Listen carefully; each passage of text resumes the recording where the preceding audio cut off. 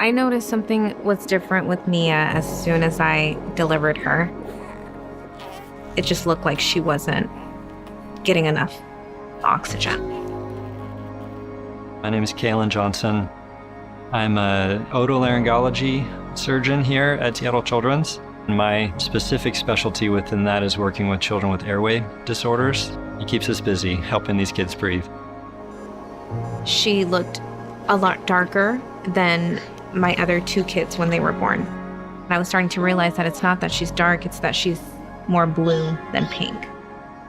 The thing that makes Seattle Children's special, there's an incredibly high level of commitment to patient care here, and that type of thing translates from the top to the bottom. They did a CT scan and they looked at her airway and told us that she had something seriously wrong. She had right bronchial stenosis, and Dr. Johnson expressed that she will need surgery. We ran across cases that it was very controversial to the care team whether a surgery should even be attempted or not. So what's really unique about the Stratasys digital anatomy printer is that we can replicate all the tissue properties in a tiny little model, cartilage and wall and muscle. This is a life-size model of Nia when she was a month old. Going off to her right lung, it becomes very, very narrow and pinched off. When we started trying to come up with surgical plans for some of our most complex airways, there was not a great way to do virtual surgical planning and actual rehearsal of those surgical procedures because they're all so unique.